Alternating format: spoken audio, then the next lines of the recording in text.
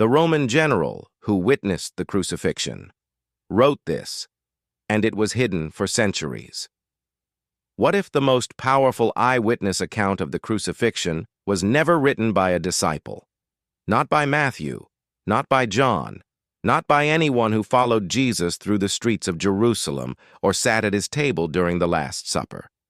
What if the most credible, unbiased, and historically significant account of that day was written by a Roman general, a man trained to kill, loyal to Caesar, with no theological agenda, no community to protect, and absolutely no reason to lie? A man who was there not out of faith, but out of duty. And what if that account was deliberately hidden for centuries, not because it was false, but precisely because of what it confirmed?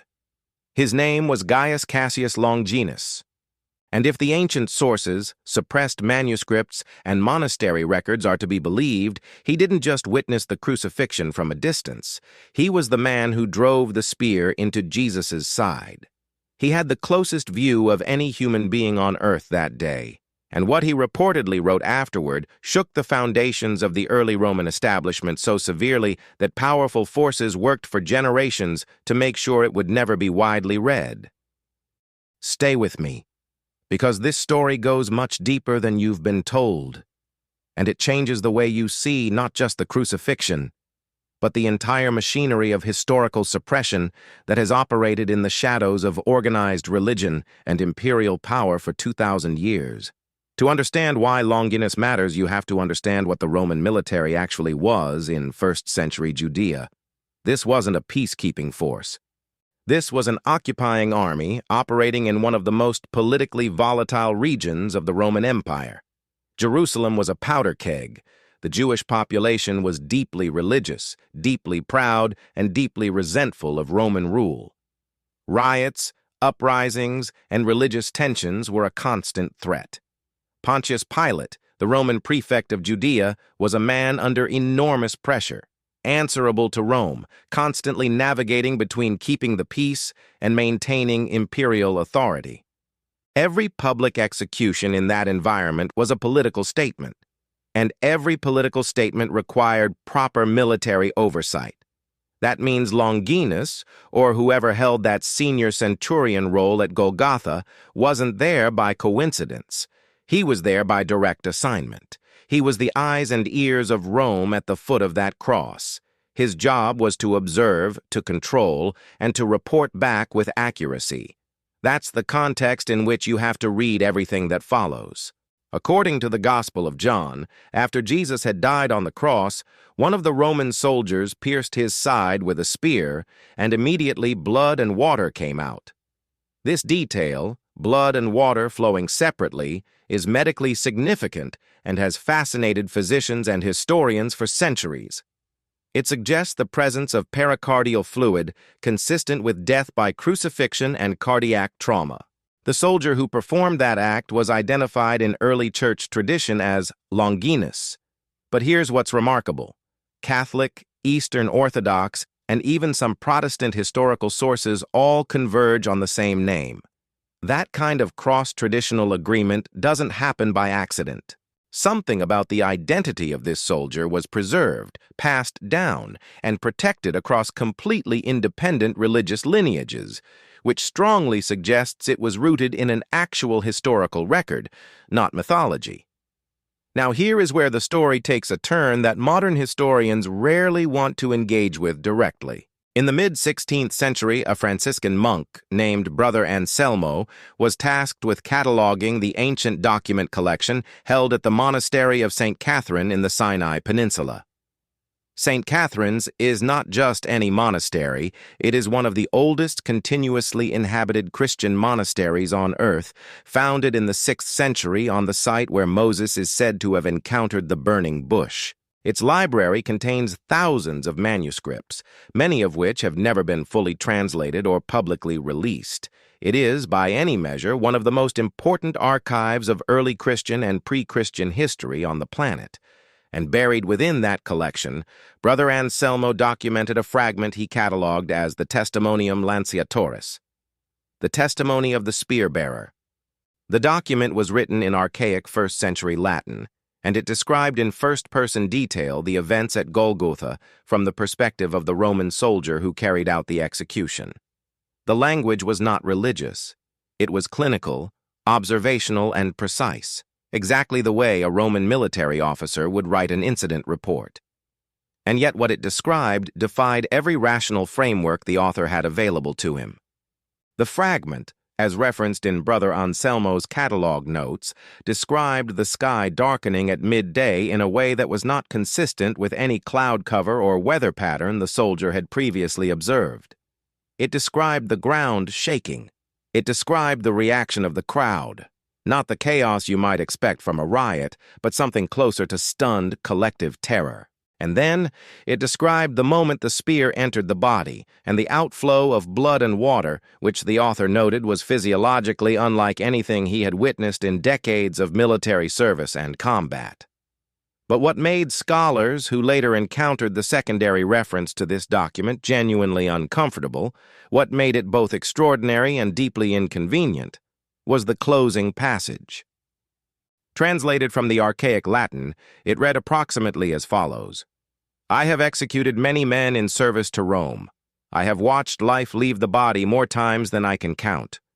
But when I drove the lance into this man, something passed through the shaft of the weapon and into my hand, and I have not been the same since that hour. I struck him because it was my duty, and I knew in that same moment, with a certainty I cannot explain and do not wish to explain, that he was not merely a man. I have carried this knowledge like a wound that will not close. Rome will not put this in its records, but I am putting it in mine. The document disappeared from the monastery's cataloged collection within decades of Brother Anselmo's notation. The next reference to it appears not in any manuscript, but in a Vatican index from the late 17th century, a list of documents classified under the phrase requiring further ecclesiastical review. That classification, in the language of Vatican archival bureaucracy, was not a neutral designation. It was a category used for materials deemed sensitive enough to require restricted access. The document was not destroyed as far as we know. It was simply made inaccessible. And in the centuries since, every researcher who has formally requested access to the materials in that Vatican index has been told the documents are either under preservation review or cannot be located at this time. That answer has remained consistent for over 300 years. Now, a skeptic will immediately say, this could all be medieval fabrication. Monks invented documents all the time. Pious forgeries were a cottage industry in the medieval church. And that's a fair and intellectually honest objection. But here's where it gets genuinely difficult to dismiss. The detail in the fragment, the specific physiological description of the blood and water, the psychological language used to describe the soldier's experience, the deliberately non-theological framing, these are not the hallmarks of a medieval forger trying to create a devotional document. Medieval pious forgeries were florid, supernatural, and designed to inspire veneration. They used the language of miracles and divine intervention freely and enthusiastically. The Testimonium Lanciatoris, as Anselmo described it, did the opposite. It was restrained. It was reluctant. It was written by someone who was clearly fighting against his own conclusions. That psychological texture is extraordinarily difficult to fake. And it's also exactly what you would expect from a Roman military officer confronting an experience that shattered his worldview. The post-crucifixion life of Longinus is documented across multiple independent traditions in ways that are difficult to explain if he was purely a fictional or mythological figure. Catholic tradition holds that he left the Roman military immediately after the crucifixion, converted to Christianity, and traveled to Cappadocia in what is now central Turkey. There he lived as a monk and teacher for many years, sharing his first-hand account with anyone who would listen. He was eventually arrested by Roman authorities, brought before a regional governor, and executed for refusing to renounce his testimony. He was beheaded. His feast day is March 15th in the Roman Catholic calendar and October 22nd in the Eastern Orthodox calendar, two completely independent religious traditions, with entirely separate lines of historical transmission commemorating the same man on different dates. That kind of independent corroboration is exactly what historians look for when trying to establish whether a figure was real or invented. Invented figures don't end up with feast days and competing traditions that had every reason to disagree with each other. There is also the question of the relic. The Holy Lance, the spear said to have been used by Longinus, has a documented history stretching back to the 4th century. Multiple objects have been claimed as the original over the centuries, including one currently held in the Vatican, one in Vienna's Hofburg Palace, and one formerly held in Antioch. The existence of these relics, and the extreme political and military value that was attached to them throughout medieval history, emperors went to war over the lance of Longinus, suggests that the story of the soldier who wielded it was taken with extraordinary seriousness by people who had access to historical records that no longer exist in the public domain. These were not sentimental people. These were kings, generals, and emperors, making strategic decisions about what was worth fighting for. And they believed the lance of Longinus was worth fighting for, because they believed the man who held it had witnessed something that permanently altered the course of human history. What are we left with when you pull all of this together? We have a figure named Longinus, who appears in the canonical Gospel of John, is identified by name in early church records across multiple independent traditions, is commemorated as a martyr in both Catholic and Orthodox calendars, is associated with a relic that was treated as one of the most valuable objects in the medieval world, and is connected to a document that was catalogued in the 16th century and subsequently made inaccessible by Vatican archival classification.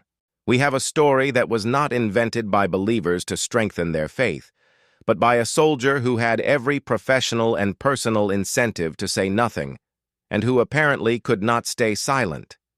We have a testimony that made its way through monasteries, archives, and index classifications precisely because the people who encountered it recognized that it was dangerous. Not dangerous because it was false. Dangerous because it was the kind of account that, coming from a Roman military officer with no religious axe to grind, carried a weight of credibility that no amount of official silence could entirely erase. History is not a neutral record. It is a selection. Someone decides what gets preserved, what gets archived, what gets classified, and what gets lost. The story of Longinus sits at the intersection of all of those decisions. A man who was present at the hinge point of Western civilization, who left a record of what he saw, and whose record has been quietly managed for 2,000 years. You can believe that management was innocent. You can believe the document was never real. But you should ask yourself why. Across 20 centuries, across empires and reformations and revolutions, and the complete collapse and rebuilding of Western civilization multiple times over, the name of the soldier with the spear has never been forgotten. Some things survive not because they are preserved. They survive because they are too true to disappear entirely. And the testimony of Longinus, whatever form it exists in today, is one of them.